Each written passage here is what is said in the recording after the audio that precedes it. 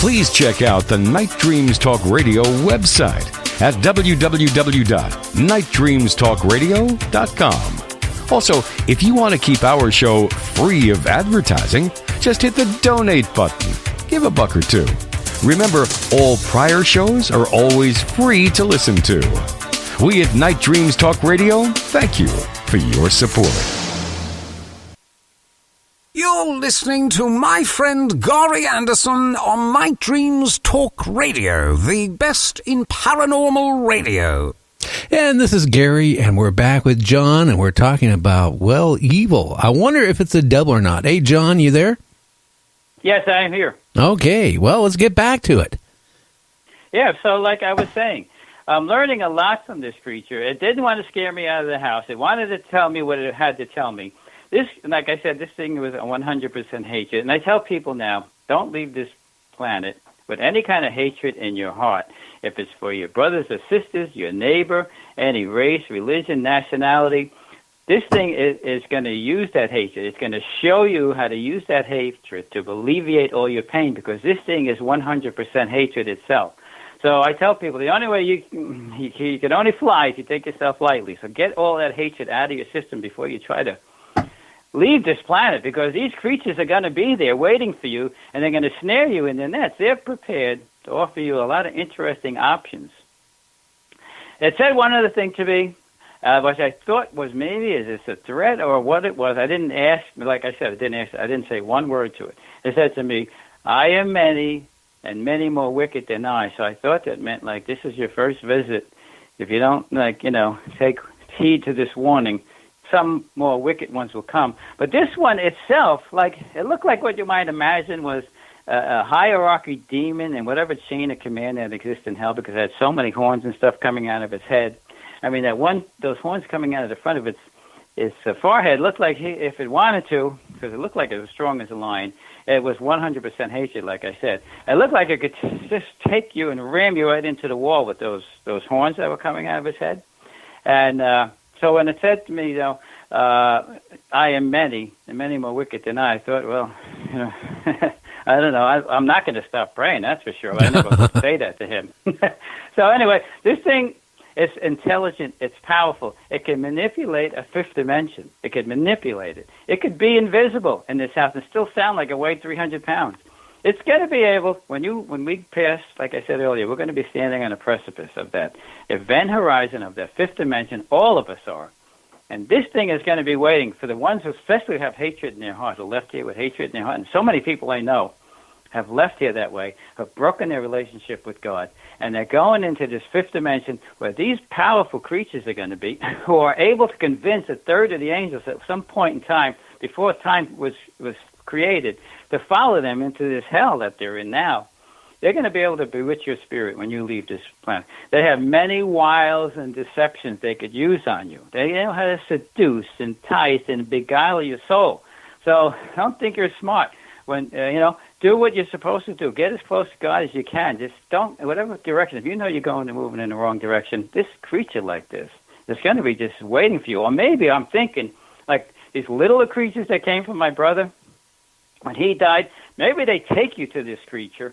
And then he tries to convince you. Like I said, people can convince you to be an atheist. People, and they're not that bright. People can convince you that heroin's a good idea, and they're not that bright. People have convinced, these people that they convinced were educated people.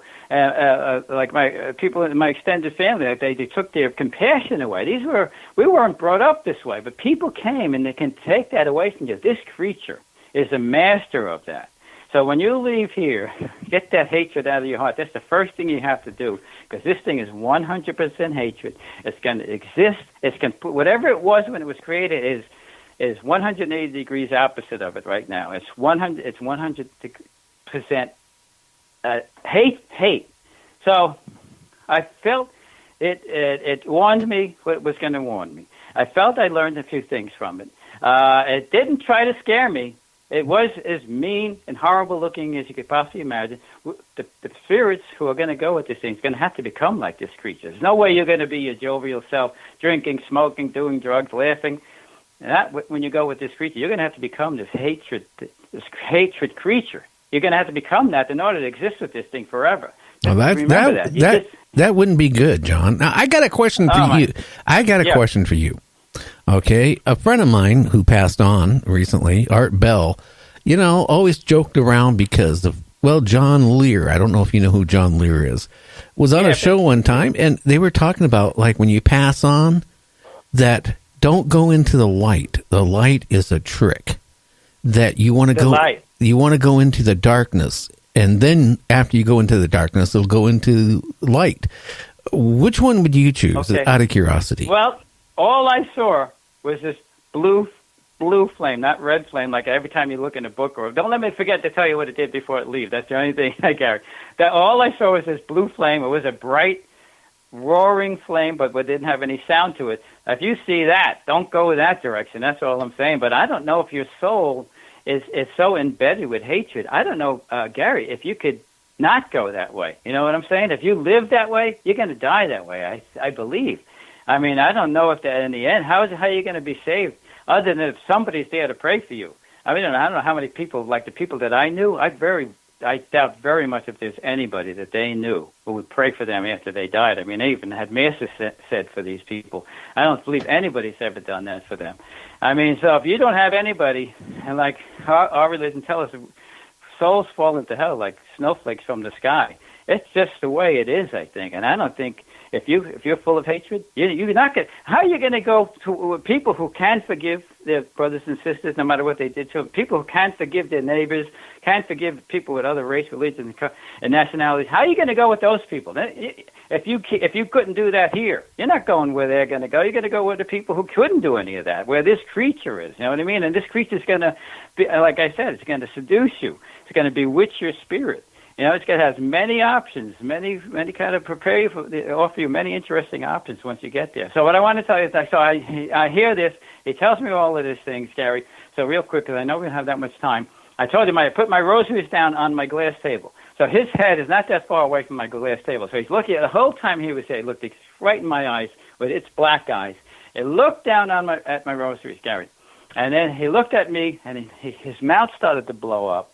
And this is also unfathomable. A giant saliva spit out of his mouth right onto my rosary sitting on the glass table there. And it looked back at me like there's nothing you could do about that, even if you wanted to. And he left. He backed away as slowly as he came in, like he owned the place. He backed away as slowly as he came in.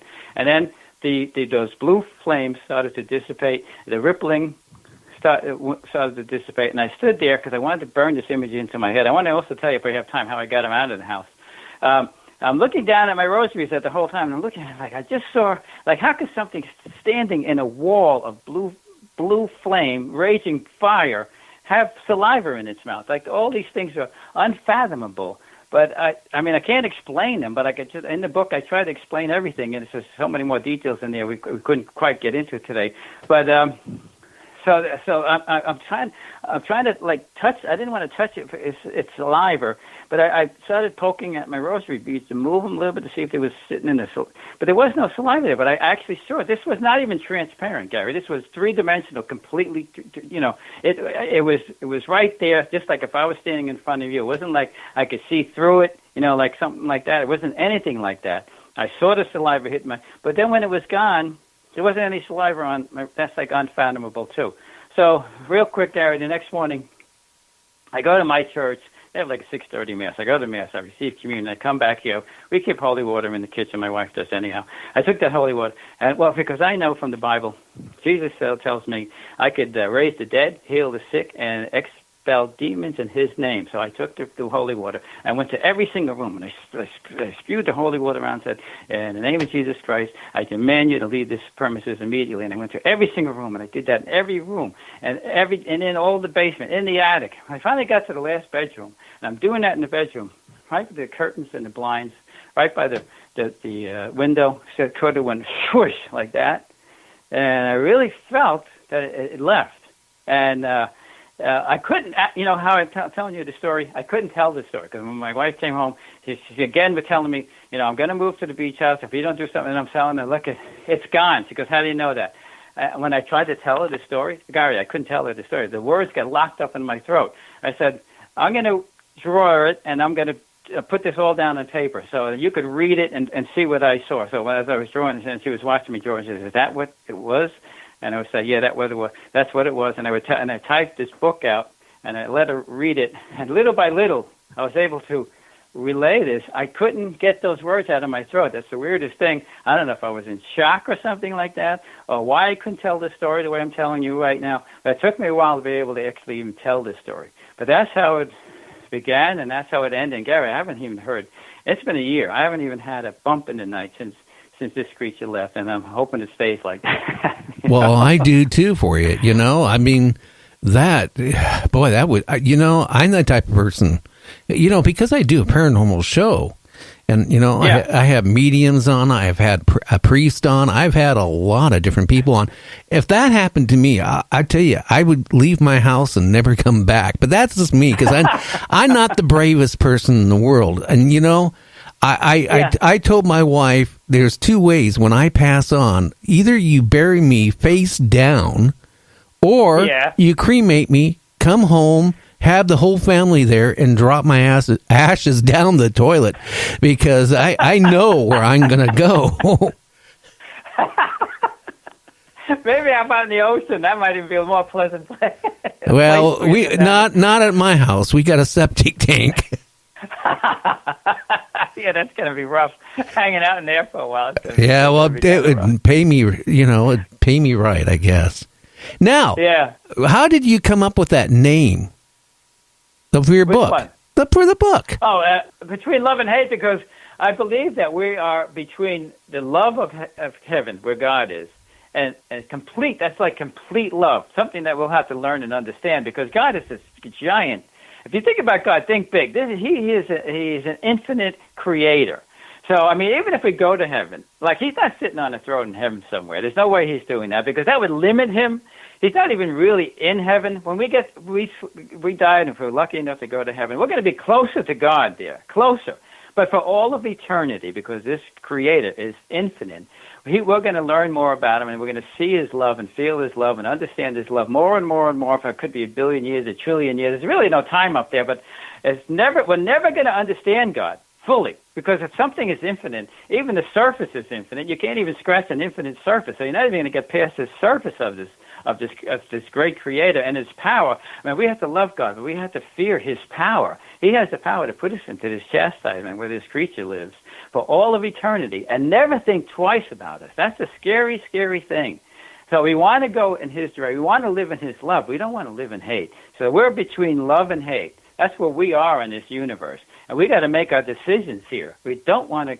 You can. I'm sure people who will be convinced that this might be a place for them, hell, you know what I mean, to live there, to be always hate, to go with hatred forever. But we want to go to heaven, and you want to be with this beautiful creator. And you're going to see so many beautiful things for eternity. You're only going to see hate in hell for eternity. So we're between love and hate.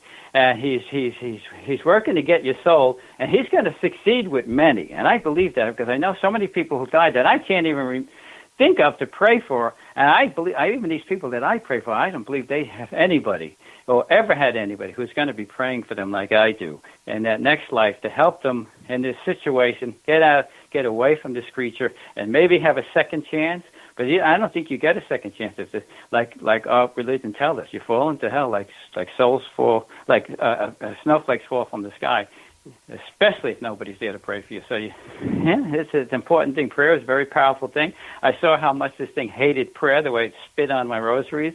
I imagine any symbol of prayer he would probably spit on, but mine just happened to be right there in front of him. So yes, between love and hate, the devil is real. He's plotting to get your soul and will succeed with many. That's the scary part. You don't want to learn that in that fifth dimension. You want to learn it now. Take heed that you get this, especially this hatred out of your heart. Try to get close to God. I mean, you can have almost anything, Gary. You can have a beautiful house like this, cars that you want, a beach house down there. He doesn't care anything about that. As long as he's first in your life, that's your God. God is your God. Can't be money, can't be sex, can't be drugs. That God has to be first. That's all he asks for, and that's all you really have to do. Just keep him first, and keep hate out. Keep hate out of you. Hate only makes you sick. It makes your flesh and blood body sick. Hate. the worst thing you could do for yourself is keep hatred inside. I know so many people who hate, and especially nowadays. We have countries